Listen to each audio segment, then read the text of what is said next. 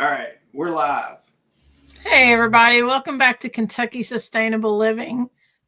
Sorry. I'm Shelly, and this is Jason, and we're here with Jacob, and we're going to talk about festival stuff tonight. And yeah, I just ran out of steam. I did botch it. I'm sorry. It's fine. That's why I let you do it because it's like if you're gonna botch it, it's okay. And then we can all laugh and then go on. Yep. Yep. So, Yep. Yep. but yeah, we got Jacob with us tonight from Exodus Knife and Tool. Jacob's going to talk about a few things. We're going to talk about the festival. We just got done talking about bricks and how bricks just automatically show up with no sand and mortar in these cities. So we'll probably go down some rabbit holes. But Jacob, for the people that don't know who you are, kind of tell them what you got going. Tell them about your awesome knives that I've yet to get. I need to get one. I keep saying that, and I will one of these days. So, so my background is as a combat veteran, and today I run Exodus Knife and Tool and Jacob B. Peterson on YouTube doing gear reviews. I do survival classes and bushcraft stuff like that. I brought one of my more wild knives out here to show everybody tonight. This is the Bushcraft, and all of those nubs on these brick scales actually protrude. It's a lot of fun. I do some wild stuff, but all of it, no matter how wild I get, is intended to be completely practically driven. So, I'm excited for the festival. I think I review gear. People come to me for recommendations for what they should purchase, and yet I find myself constantly trying to convince people to worry less about the purchase and more about investing in their skills and capabilities, regardless of the tool. And that's what's so exciting to me about your event. yeah. And hey, that knife, I showed my 9-year-old that knife a while back, and he was like, "Is that a Lego knife?" And I was like, "Yes, it's a Lego knife." He goes, "Buy me one of those, please, please." So I'm like, I will probably get one for you and give it to him for Christmas or something like that. But he saw that and he was like, "I've got to have that." So, He would love Yeah, it. I just got back from Blade Show and I was dressed as a late 1800s Kentucky pioneer, and my tabletop display is the largest tabletop display in the history of the show, and it looks like a general store. So I built it all up to look like an old Kentucky store. And so I had a few things with these crazy colors on here because I think it's a lot of fun. And if I'm going to run a knife company, I'm going to have fun with it. But it wasn't really on brand. So most of the knives that I sell are gun blued, or with high carbon steels, semi-polish finish, wood handle scales. But that's not what I brought out here. I brought the crazy colors. So that's just how it went. So, were they surprised with it being like an old Kentucky storefront that you had these like weird colors and stuff? You Were they know, expecting you to have like, time period stuff? yeah, I don't know. It's so Blade Show.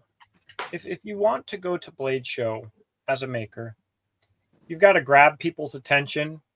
So the contrast is good. Contrast is something that I struggle with because I've got a wood display, a brown tablecloth, old Mm-hmm. barnwood, um, bones, and old coyote foot trap, and more wood and cardboard for price tags. And so it's all very brown, lots of browns, greens, very earth tones.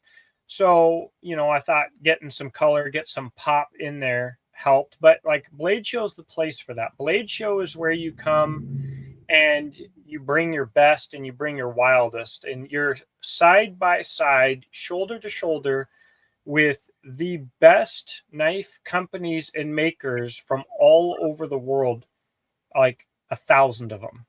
Wow. So I don't think anybody was surprised. I think now my display attracted a lot more attention. I think the colors are actually probably less surprising than the rest of the stuff that I brought. But it is what it is. It's a wild show. And if you go for the first time, it's incredibly overwhelming. I've been every year for probably 10 years, maybe 8, I don't know. And I'm still overwhelmed every single time. How many people do they have come through that place? I mean, through that show? I couldn't even tell you. Thousands. Really? There's probably thousands of people just from Atlanta, Georgia, where the show is, but people fly in from all over the country, and people fly in from all over the world to visit as well.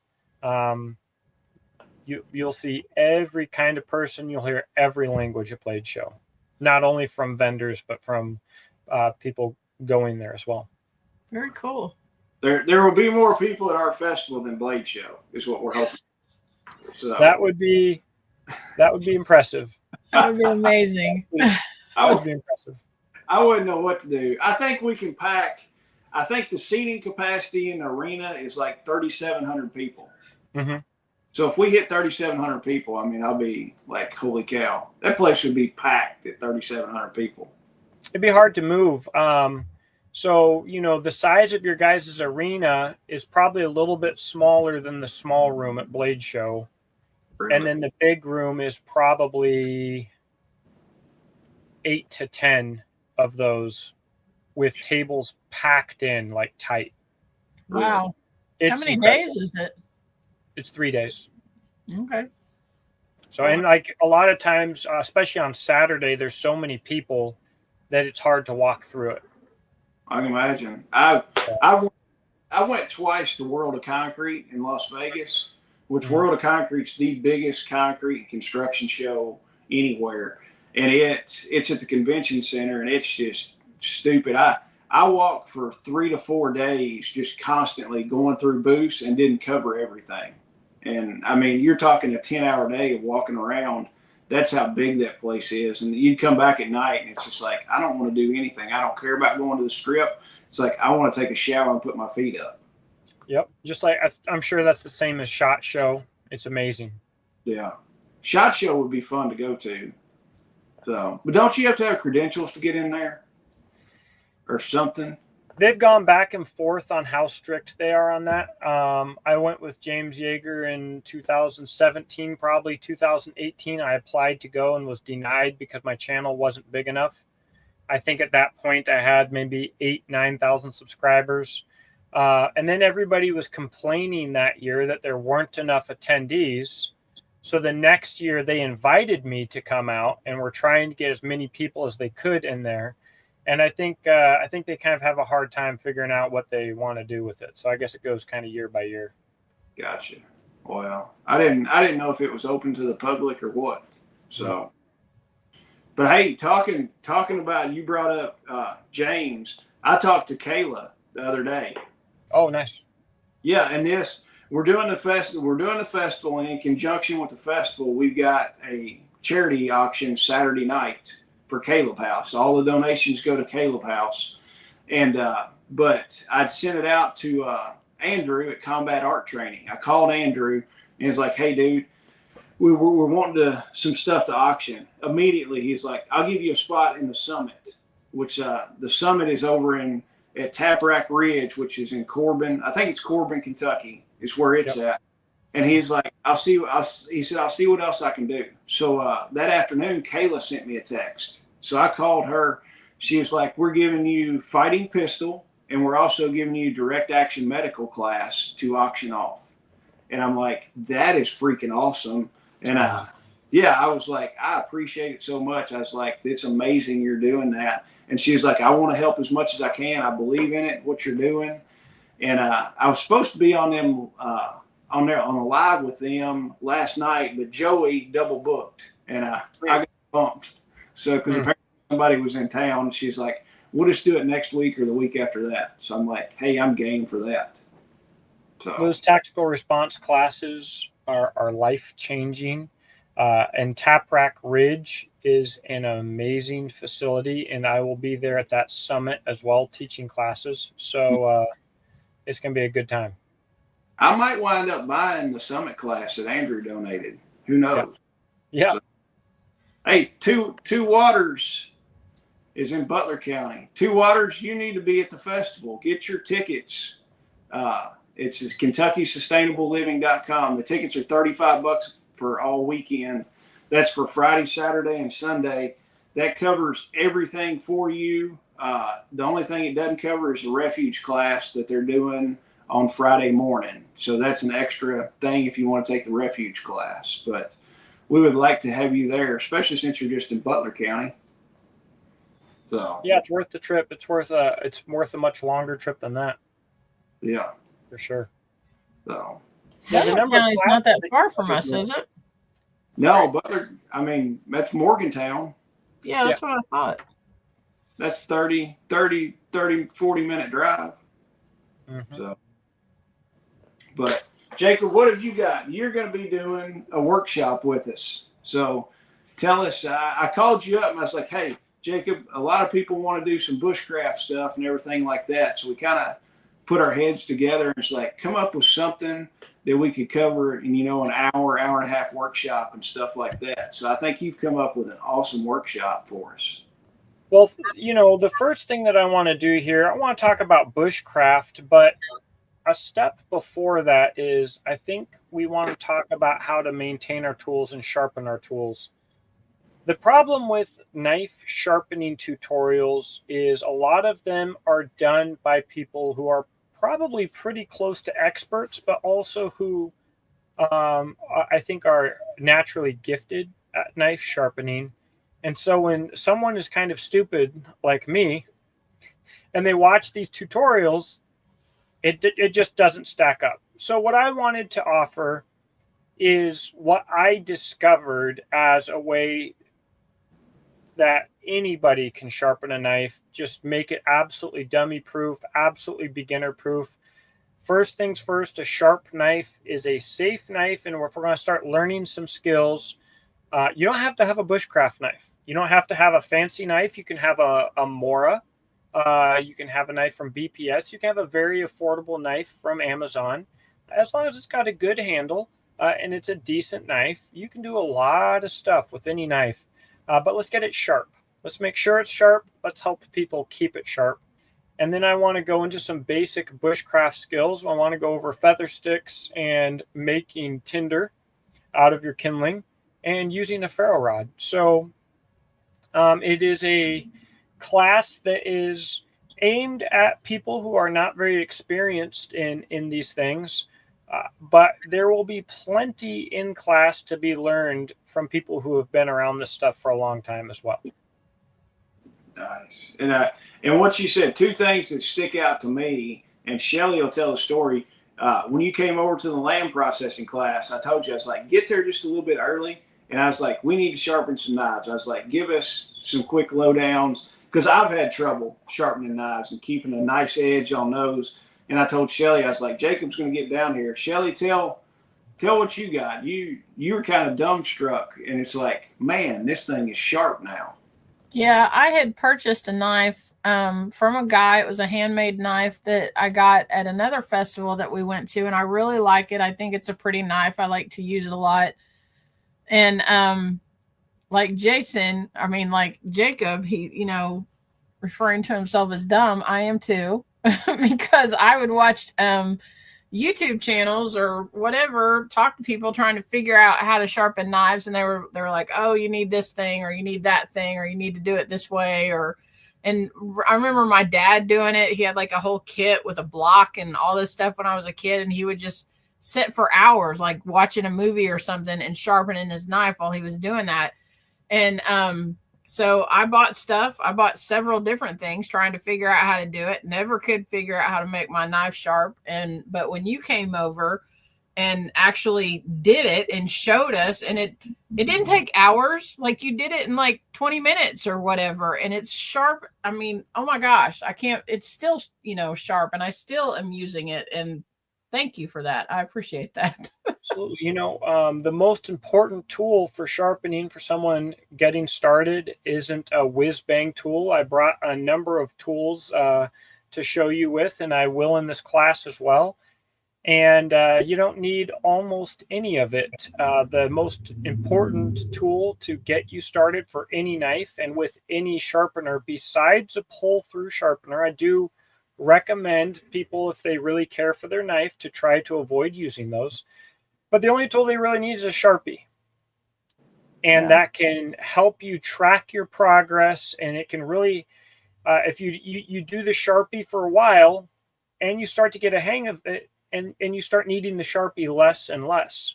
But when you don't know what you're doing, a little bit of Sharpie goes a really long ways. And all you got to know is what to look for as you wear that Sharpie away, and how to feel for a burr on the opposite side.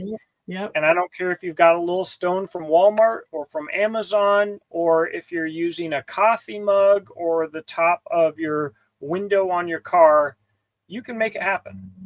And I think that's what's important. I think understanding the sharpening is more important than making sure that you have an easy tool. You know, there are tools that are easier than others that I like to recommend, but if you understand what you're doing, then you can do it just about anywhere and on any knife and with any tool.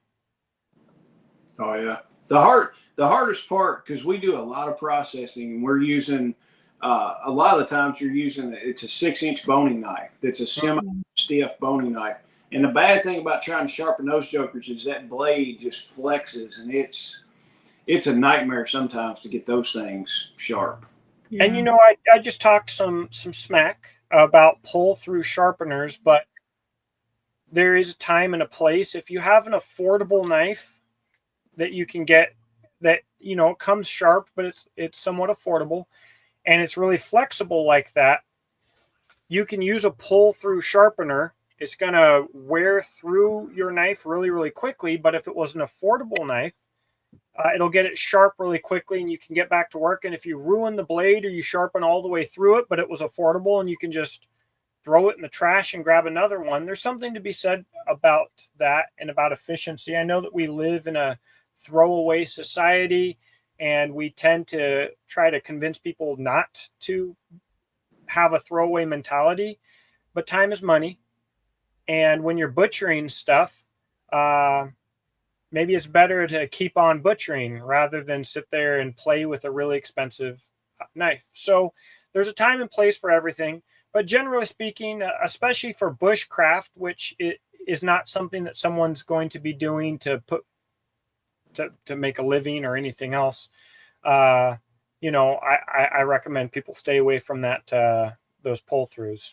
But anyways. And I mean, most of our, Shelly, what are those Backmaster boning knives? $18, I think. Yeah, something like that.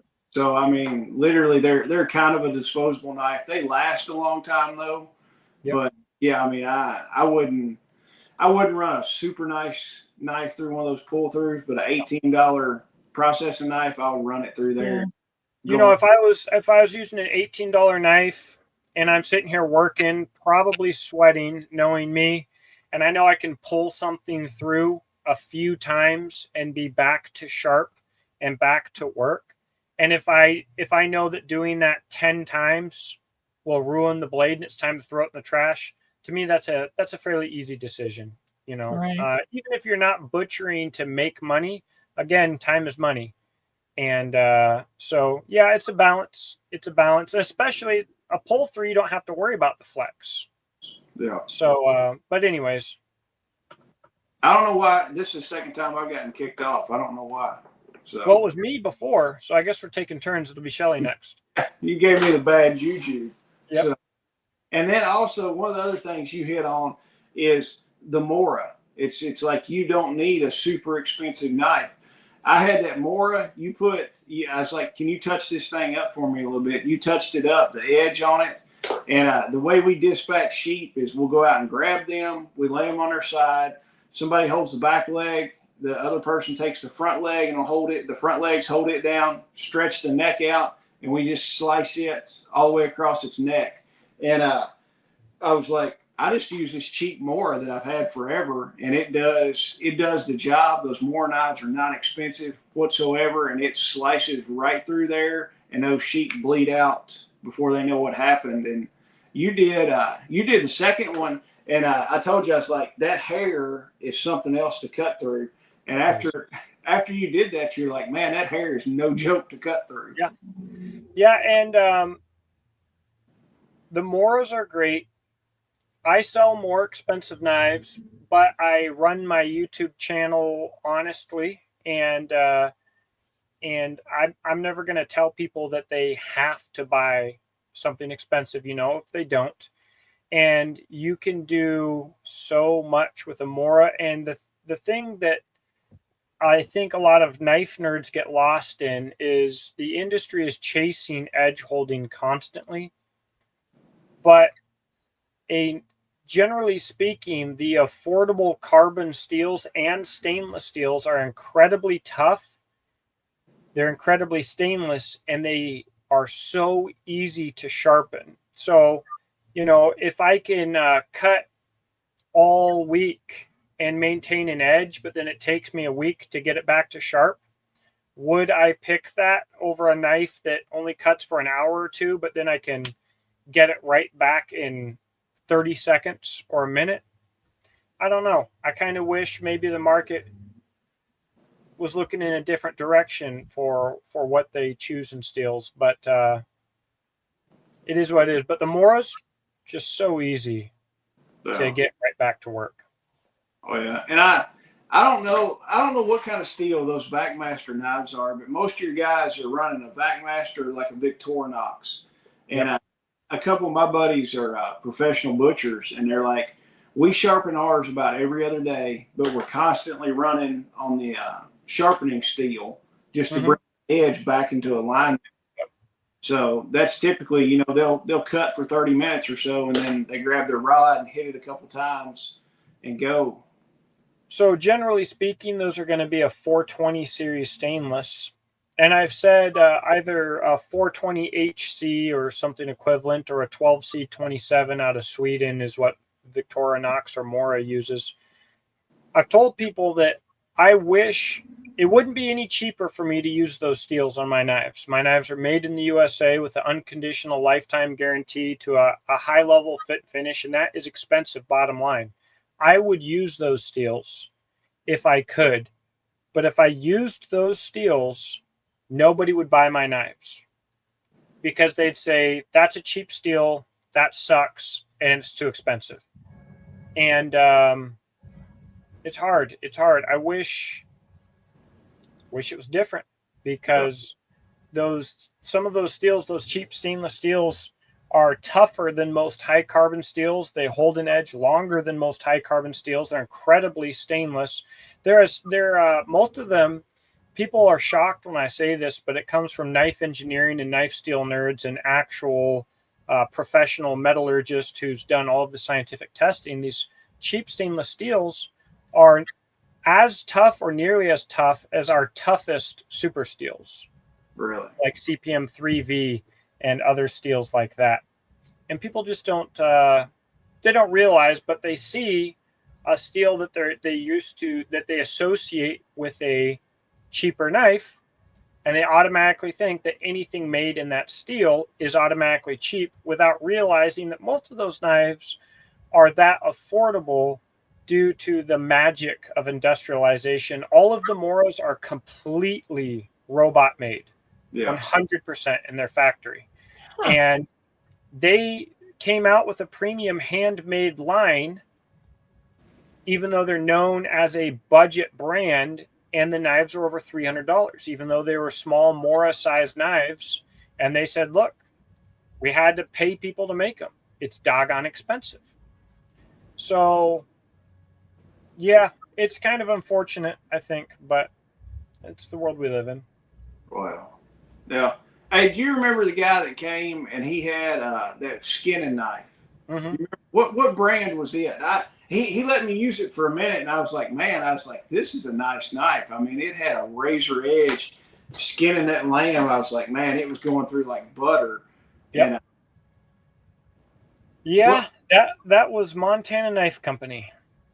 Yeah. And then he told me how much it cost, and I was like, holy crap. I was like, I don't know. My theory on it is, what was that knife? 300 or something? Yeah, about that.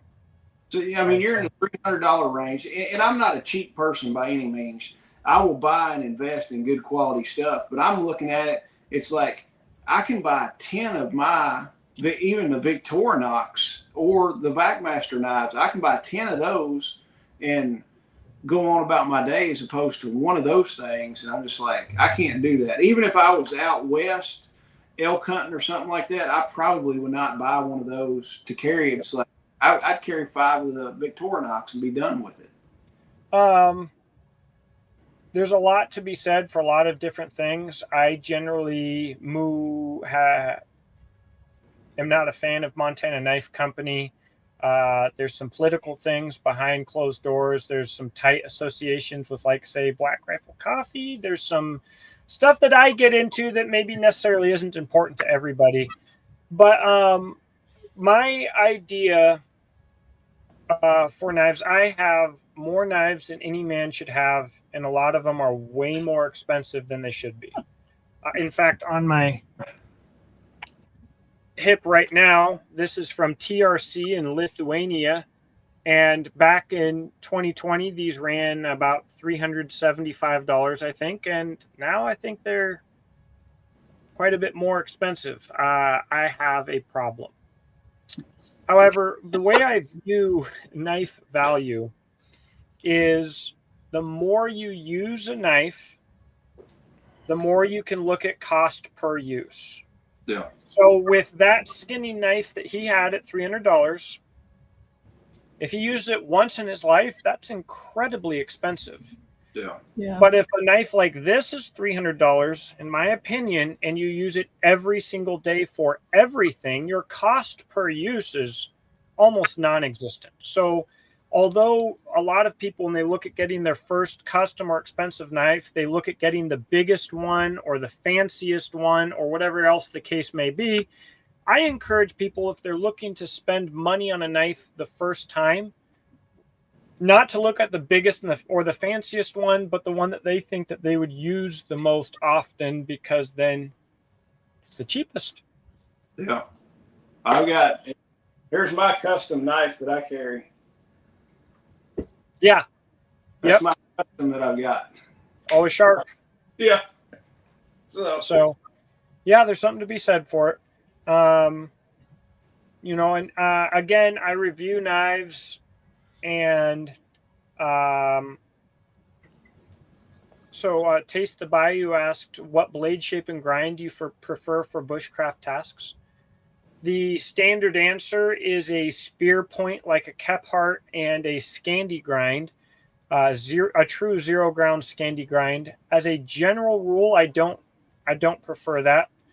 In fact, I would prefer a knife more like this, a fairly normal drop point with what is called a high saber grind. So you see that grind comes all the way up to here, and then it has a micro bevel here. The reason is when you start doing bushcraft, a true Scandi grind is a 0 grind. So this shiny part at the bottom here is called the secondary bevel. That makes that edge way, way, way, way, way, way tougher.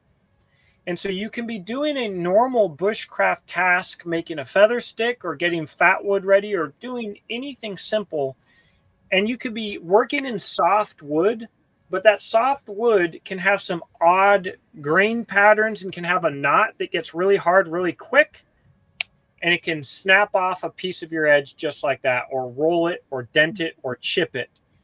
And so being that, generally speaking, making things, crafting things in the wilderness means that what you have to work with is whatever you have while you're out there. I like to have something that's a little bit tougher.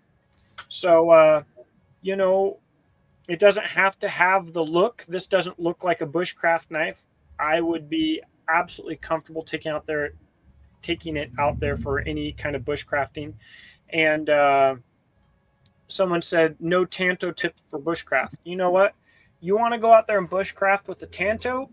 I guarantee you that I could show you how to do everything that you want to do in the bush with a tanto tip. However, it's not what I would choose for the task. Guys, there's something that I say sometimes. People are asking me about bushcraft knife, a tactical knife, a self-defense knife. What I like is a knifey knife. What kind of knife is that? That's a knife. Something versatile, fairly generalized. This would not be a good skinner as compared to even the $18 knives that you're talking about, because it's thicker behind the edge. But if I had to use it, I could most certainly do it. I might puncture something with this tip on accident, but I can put food on the table if I have to. Yeah. And then I can go bushcraft. If I had to use this knife for self-defense, I guarantee you it wouldn't matter if I was holding this knife or the abdomen penetrator 69,000. It wouldn't matter. I don't have the skill set to make it matter. It's sharp, and it's not going to take very much force to poke, right? So I like practical knives that are versatile for bushcraft and for most of my uses. And about the only place where I make an exception to that is if I'm working a lot with fish, a fillet knife goes a long way. If I'm working butchering, an actual butcher knife goes a long way. For everything else, don't worry so much about it. Get a good knife that's comfortable in hand and has a practical design, and you can make it happen. Well. Nathaniel wants to know also an Essie or a Rat 3. So a Rat 3 is I'm going to say there's a little bit of politics involved in this, but essentially a copy of an SE3. Ontario is, generally speaking, a more budget-minded blade. SE is a step up in quality, consistency, and heat treat. And so I would choose, generally speaking, SE over Ontario. Now, Ontario went out of business. It is back in business, and I don't believe they're even making a Rat 3 anymore. I don't know if they're going to pick that back up, but I was actually just talking to the people at Ontario here recently for this revival. They moved from New York to Virginia, and I'm not sure what they're going to do going forward. I'm not sure where their quality level will be going forward, but as of right now, we're in June of 2025. I'm going to go with an SE, especially for the SE designs. I've gotten Essie, and I've had it for 5 or 6 years, and I like that knife. It rides in the door of my truck. And if I ever need something bigger than my Milwaukee, that's what I grab to do something with. It's a knifey knife. They're mostly viewed as, I would say, survival knives. I wouldn't call myself actually a bushcrafter, but an adventurer. So bushcrafting is something that I do while on an adventure. It is not the reason I go to have an adventure. So there's a little distinction there. But, there's a reason that SE is probably leads the industry in popularity in bushcraft classes and survival classes both. And they're knifey knives. Yeah. They work. And they're practical. Oh yeah, I forgot what the brand is. It's a German made hatchet. Mm-hmm. And I forgot what it is, but they're like a handmade. I bought that thing probably 15 years ago, and it's so pretty and everything. I hate actually getting that thing out. I'm like, I don't want to mess it up. So I've only used it a handful of times, and I'm just like, I want to keep it and give it to one of my kids when they get old enough. Looks like Nathaniel asked about any Gerber knives I recommend. Put me on the spot here. Gerber has a extreme variation in quality of products because they aim to have some of the cheapest products at Walmart all the way up to some higher quality professional use blades. They can be a little bit hard to keep track of. Generally speaking, I can't think of a Gerber knife, though, that I think would be ideally suited for what I look for the classes. But the other thing to go along with that is that they've been making knives for so long that I do not know all of the Gerber knives. A knife like the Gerber LMF would be good, but the serrations at the beginning of the blade makes a lot of these tasks very annoying. They get in the way all the time. They had the strong arm. I don't know if they still make it. Kind of thick behind the edge, but probably fine. Gerber, I'm not saying that I hate Gerber, but generally speaking, it's not a brand that I recommend regularly for the type of stuff that I do. Yeah. And I think something that's easy to maintain and stuff like that is the way to go on it. I mean, like my dad, I had always told my dad he has my grandpa's hatchet, just an old school. This thing is probably, I don't know, it's got to be pushing at least 70 something years old. I mean, just a hickory handle. It's the hatchet with the hammer in. And I've seen my dad take it when it starts to get dull. He would just grab it and hold it on his thigh and take a file and file that edge back. And that thing, I mean, of course, I'm, 12 or something. I'm like, that thing's just razor sharp. And he would not let me mess with it. He was like, that thing's too sharp for you to mess with. He was like, when you get older, you can use it. And I asked him one day, I was like 30, and I was like, let me use your hatchet. He's like, you're not old enough yet. Yeah. I was like, how old do I have to be to use this hatchet? I was like, he acted like it was some magical tool, but I always told him, I was like, when you die, I want that hatchet. I'm coming to get it, and I'm going to use it. And he just kind of laughed about it. He wasn't ready to hand it over to you. No, but I know exactly where that hatchet is at in his basement. Well, I tell you what, I can take someone, we can go down to Ace Hardware and buy some sandpaper and a sanding block, and I can give for next to nothing any quality hatchet a mirror polished edge that you can shave your face with. And a lot of those old vintage tools, good to see you back. A lot of those old vintage tools had some very high quality steel, and they're easy to maintain. He might not have wanted you to use his hatchet because it might have become thin behind the edge. You might have been worried you might put some chips or dings in it. But who knows with Dad. So, yeah. But yeah, I've bought a lot of older stuff. And talking about the older steels, I've got a hoe. You go buy a new garden hoe, and that thing, you use it like 15 minutes, and the handle comes off of it and everything else. I've got older ones that I bought at like flea markets, and literally the steel is twice as thick on it. It's got to be a lot tougher, and you just take a file and run down on that thing, and you can hoe weeds out like nobody's business. Have you ever used a Pro Hoe from Rogue Manufacturing? So a lot of wildfire firefighters use them. All the mountain bike trail teams and trail builders and stuff like that. And the heads are made from an ag disc, like from a tractor for tilling up the ground. Yeah. They cut those off, sharpen them, put a handle on it, and they're like a super hoe. When you come up to a tree root, you can do an overhead swing and chop through it like an axe. They actually have a Pulaski, which is a hoe on one side and an axe on the other as well.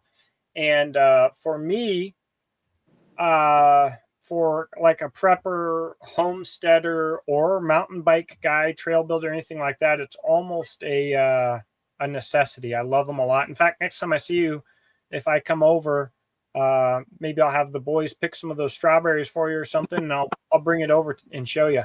Yeah.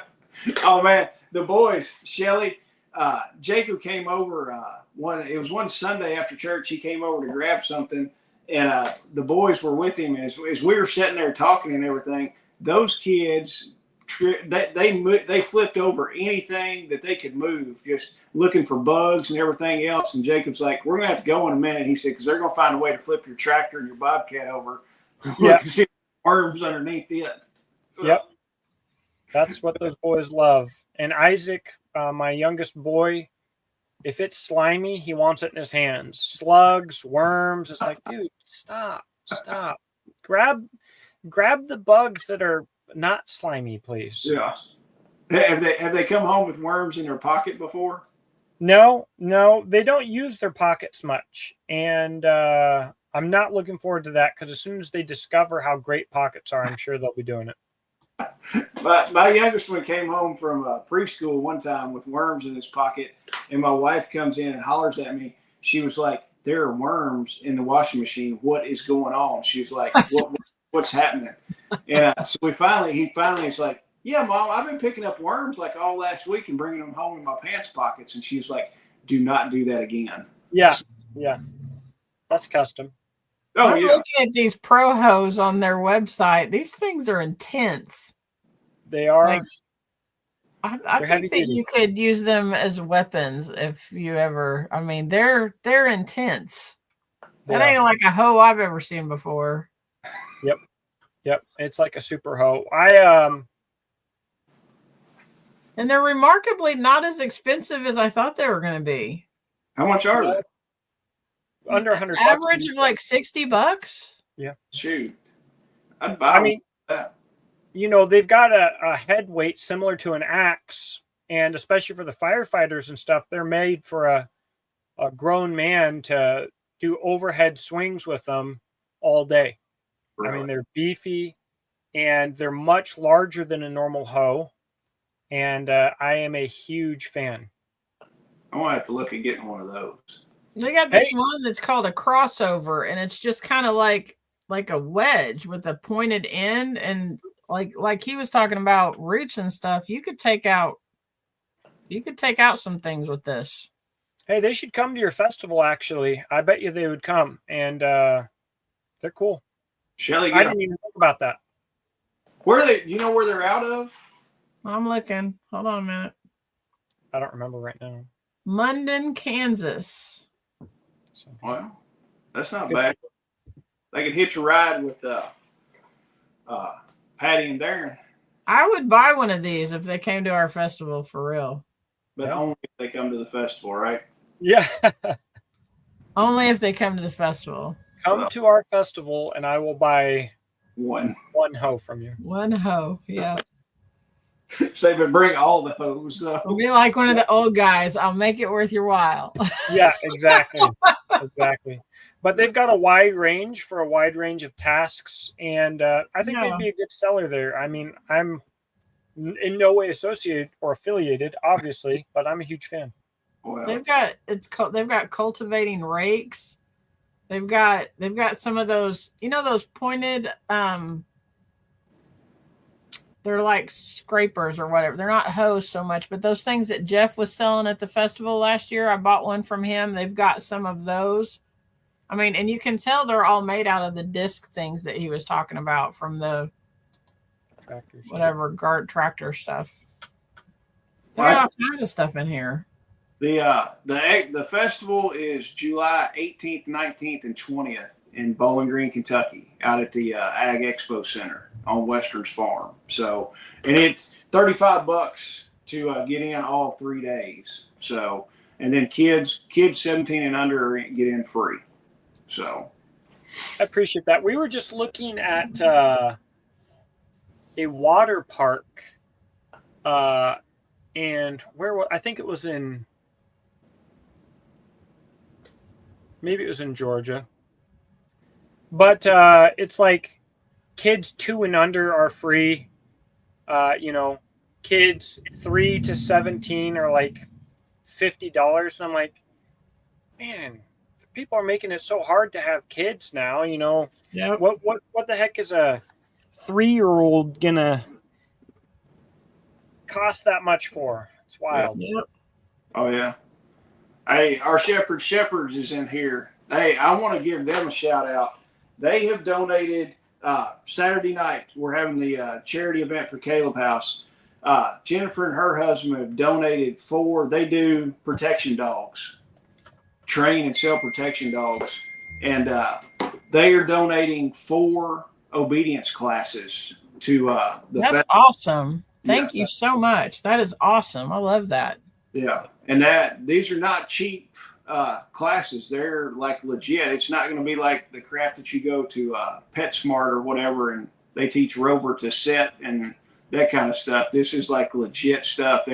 I talked to them for quite a while the other day, and they're like, "We want to donate these," and I'm like, "That is amazing. I appreciate it so much." So yeah, I'm really excited about that. So, and then. And talking about like good quality stuff and everything, like those hose and stuff, like Kitchen Queen is they make wood stoves. It's either a Mennonite or an Amish owned company I didn't know they're over in Madisonville, Kentucky. Yep. And they make cook stoves, handmade cook stoves. And I'm like, they called us up and we're like, hey, we're interested in doing a booth. And I'm like, shoot, yes. So they started telling me, I'm like, y'all are just like an hour away. And I'm like, I've never heard of the company whatsoever. But they make, I think they got like 5 different models of wood cook stoves. So they're bringing, I think they're going to bring 3 or 4 cook stoves, and then they're going to bring a demo model that we're going to use part of it for the cast iron cooking demonstration we're doing. I've wanted their Pioneer Princess, I think it is, for probably 10 years now. So, and you can get like a water heater that goes behind them and stuff, so you can like set it up to use the wood burning stove to run your hot water for your house as well. yeah.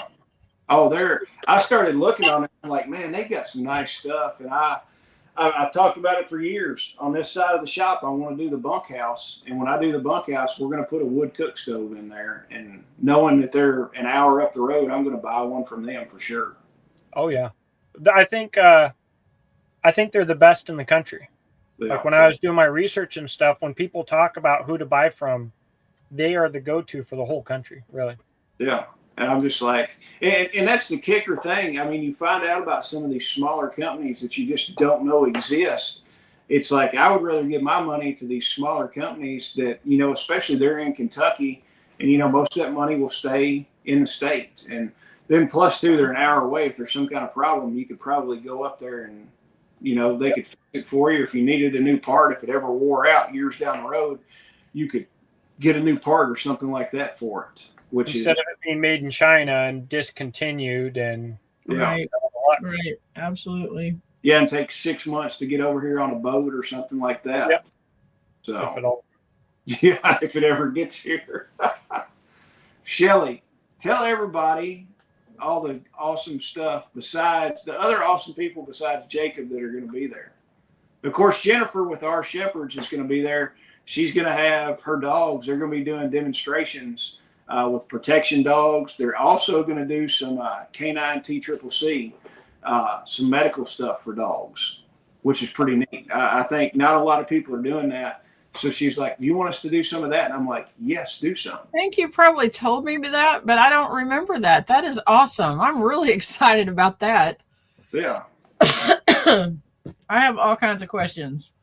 So Jennifer, I will be hitting you up.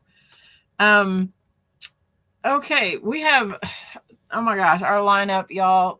I am so super excited. What? It keeps getting bigger every time we talk about it. It does. I'm so super excited about this festival because Jason and I decided this time that we wanted to be more skills focused than anything. We do still have speakers going on, so you still will be able to go hear speakers, but a majority of what we're going to have are workshops where you can actually go learn skills and, you know, sit there, talk to those people. So our speaker lineup, we've got Barbara Sue Kowalski from Kowalski Mountain that's going to be talking about how to properly store grains and stuff like that. The Banks are going to be talking about herbal medicine. William Bond is going to be talking about building a permaculture homestead. S&B Homestead Radio, they're going to be talking about communication. Dr. Trevor Wilkins, he's going to be talking about dealing with trauma. You need to come hear this guy. And we're actually doing a live with him on July 7th. But you need to come hear this guy. He's really awesome. Then Suzanne Shire, she's going to be doing a workshop on fermenting, but she's also going to be doing a talk teaching people how to find salt in the wild. Didn't even know you could do that, but she's going to be teaching about that. Jay Addison, he's going to be helping citizens prepare chronically healthy. They're going to be talking about finding a sustainable pathway to healing. Jeff Smith is going to be talking about active aggressor awareness and strategies. And then TJ Morris, or Bear from the internet, is going to be talking about building community. Our workshops, we have a sourdough workshop. We have an herbal class. Leslie Gossett, our resident herbal person, she's going to be coming in and doing that. Jennifer Sparkman is going to be talking about dog training and dog care and defending your home with dogs and dog everything. William Bond is going to be doing a composting workshop. Matt Wilkinson from Yardbird is going to be doing chicken processing again. He was there last year, so if you saw him last fall, he is an awesome processing teacher. He's just great at what he does. Jacob's going to be there talking about the care of your knife and some bushcraft stuff. Lawrence McCoy is going to be talking. He's going to be doing a workshop on canning. Bruce is coming back, our leather guy. He's going to be talking about biochar. We've got Dayton. I'm not going to say his last name right. I want to say it's Bornique. Does that sound right, Jason? Or Dayton Bornique? When I see it, I think of Bourne, like the Bourne Identity guy, the movie or whatever.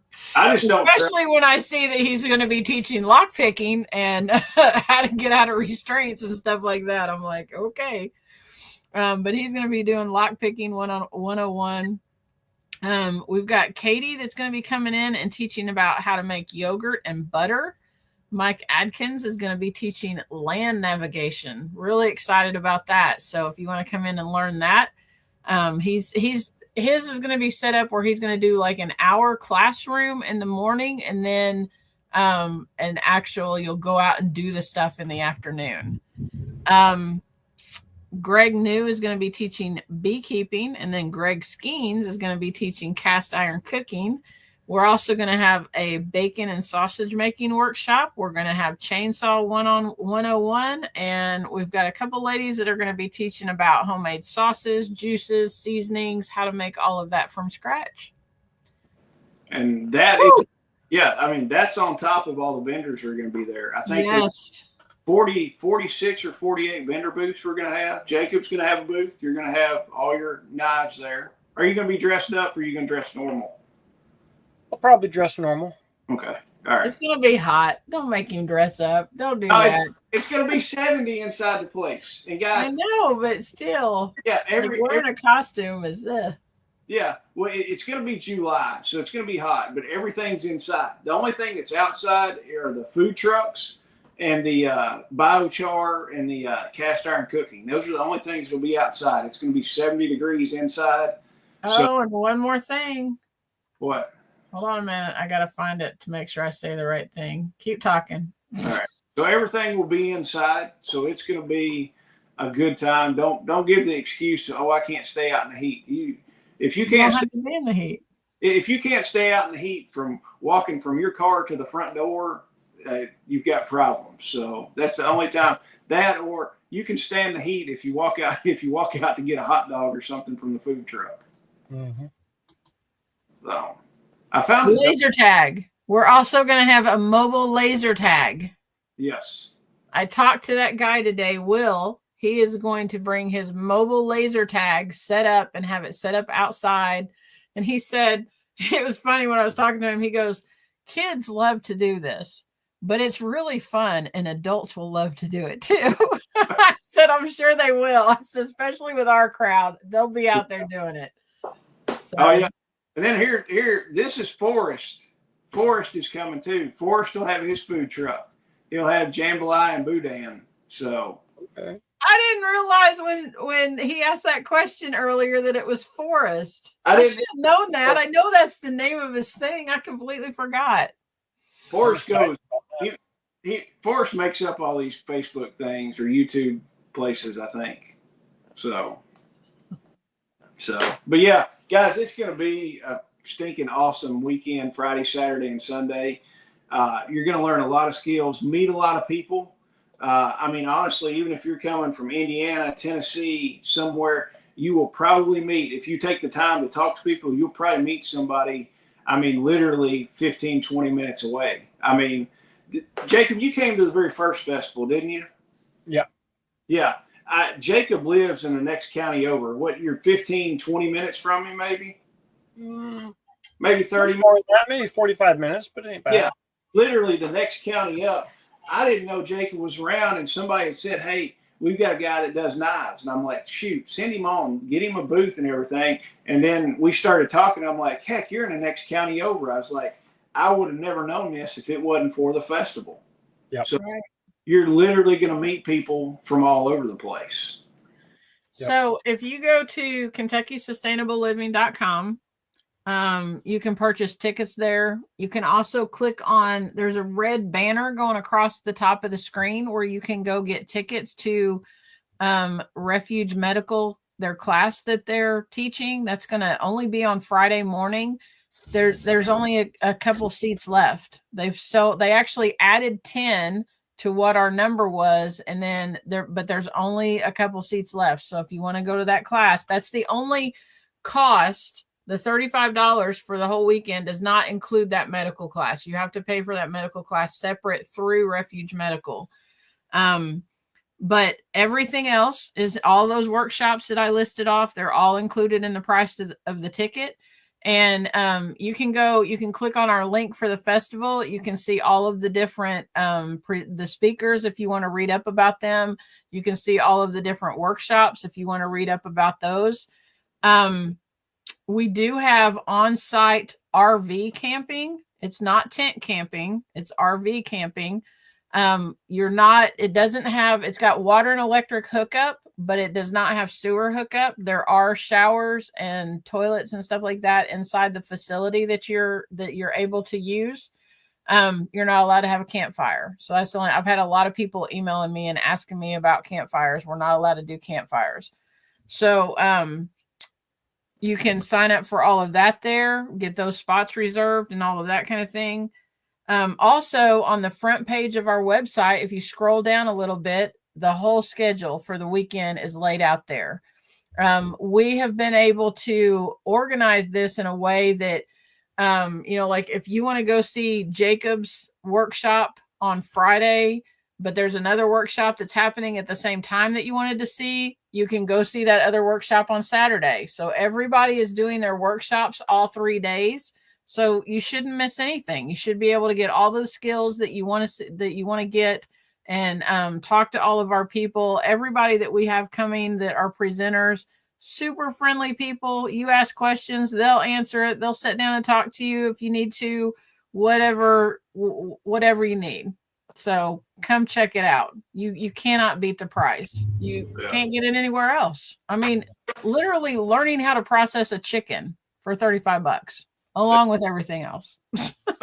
I mean, it's going to be a great weekend. And before we get off here, Jacob, you got a lot of your people on here from your channel. I'm going to shamelessly plug our first aid and medical stuff. If you need first aid kits and medical supplies on our website also, you can order all that. You can order IFACs from us. You can order a vehicle med bag or individual components, anything like that. If there's something that you want that you don't see on the website, get a hold of one of us, because typically we can get just about anything that you want as far as first aid and medical supplies. Yeah, just click on the link for the sustainability store and it will take you to all of that stuff. Well, so that's a shameless plug. I'm not even going to admit that is a plug. So, but yeah, guys, we appreciate everybody being on here. It is about time. I've still got to bring my sheep across the road and bring them back to the barn for the night, so the coyotes don't get them. Where can we find you, Jacob? Yeah. So if you type in the Preppers Bunker Outdoors, you can find my channel. It's actually named Jacob B. Peterson now, which is my name, but that's still the link, and that's what still brings people most reliably to my channel. The Preppers, as in a prepper, Bunker Outdoors. It is what it is. Yeah. So, Jacob, I appreciate you being on here with us tonight. Thank you for having me. Yeah, and I can't wait. I mean, we're right at a little over a month away, and there's so much crap still left to do. It's crazy.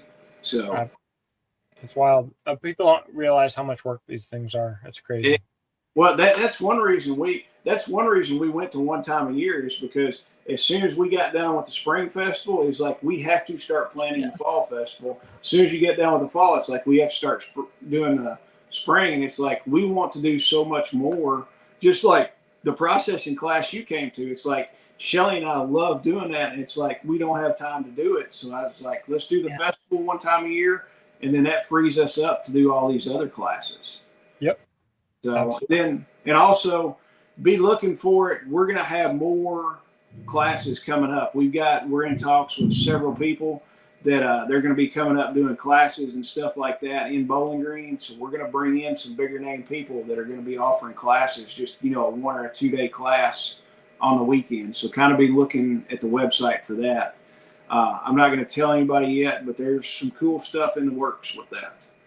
So, but guys, we appreciate it. And I'm going to go move animals and then eat dinner. And we will see y'all. We'll be back Tuesday night, 6:30 for another live. And then we're going to be on Tuesdays and Thursdays from here on out to the festival live. I said it was Mondays and Thursdays. Okay, Mondays and Thursdays. Shit, I get confused. I don't know. Just look for it and we'll be here. I started out, I was like, it's Tuesdays and Thursdays. And he's like, no, it's Mondays and Thursdays. And then we're sitting here and he's going, it's Tuesdays and Thursdays. I don't even know what day it is. So I'm burnt out on YouTube. I've been on YouTube every day except for Wednesday. And then I'll do my morning show tomorrow. So it's 4 days doing lives this week. I'm just like, I'm worn out on it. So I don't know how you have anything to talk about.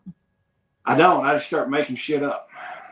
So we're going to kill unicorns or something tonight, so I can talk about that tomorrow morning. Okay. With the, what is it? The abdomen puncher, 69,000. Yep. Yeah. So that's from you. All right. For you before we get kicked off for talking about killing unicorns, we're going to go for the night. We will see y'all. I'll see y'all tomorrow morning at 8 o'clock, and then we'll see you again Monday at 6:30. So, guys, Bye. later.